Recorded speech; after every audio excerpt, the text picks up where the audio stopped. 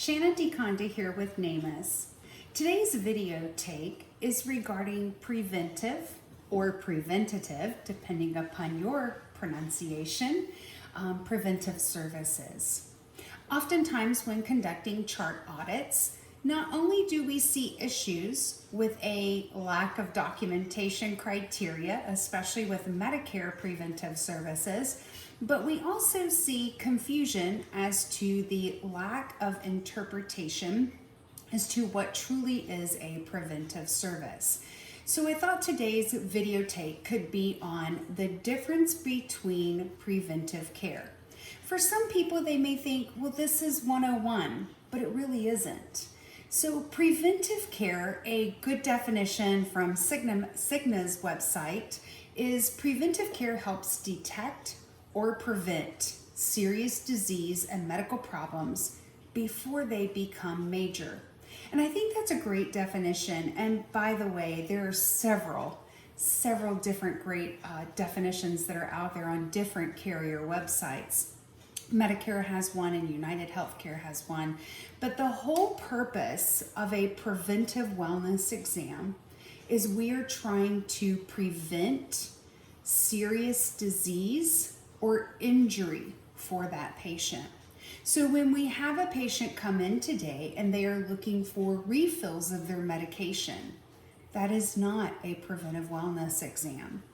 If a patient comes in today and they have an insignificant complaint, that is not a preventive wellness exam. So we have a lot of wellness exams in which these issues are being taken care of during the wellness exam, or that is part of the wellness exam. Those are actually sick visits. Now, I know you're all cringing.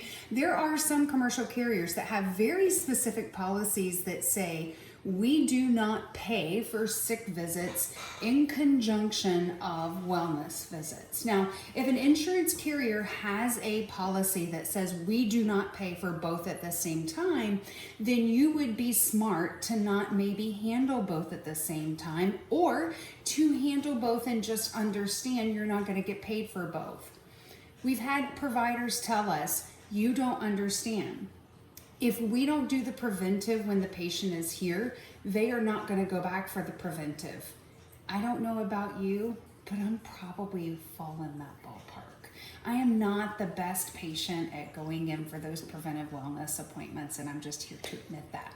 But my point is, take care of the patient, do what's best for the patient, of course.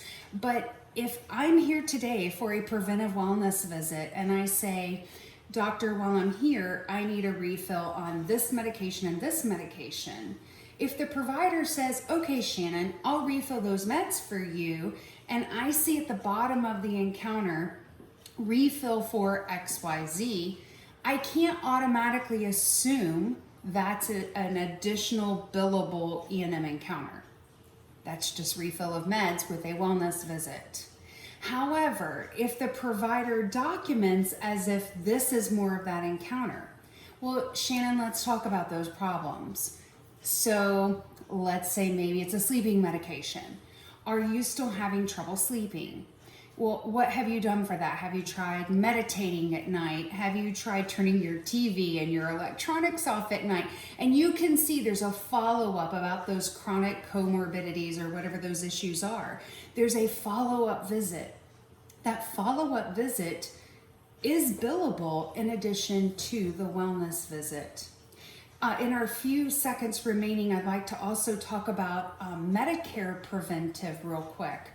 Medicare preventive, what we have been seeing more commonly than not on audits are a lack of specific components that are outlined as required components as part of that Medicare wellness. You guys need to go check, especially if you have predetermined templates as part of your EMR process, go check your templates. Two areas to specifically check that we keep seeing routinely missing, especially on SWVs and AWVs. That's your annual wellness visits and your subsequent wellness visits. we are commonly seeing a lack of an updated list, especially on SWVs, of all of your providers and a specialized preventive wellness plan that is supposed to be specific to the patient. And by the way, just listing some of their providers for some of their specific diagnoses, that's not an updated comprehensive list of their suppliers and their providers. You are supposed to give an updated list of all of their physicians. And by the way, if they don't have any, and I audit the note and you didn't list it, just saying, well, they didn't have any, then you should be documenting that. So again, be inclusive with your documentation of what requirements are supposed to be there. Thank you for taking time to view this video. Please give us your comments. And also don't forget, I'm available if you need me, drop me an email. Thanks, and I hope you have a great afternoon or a great day.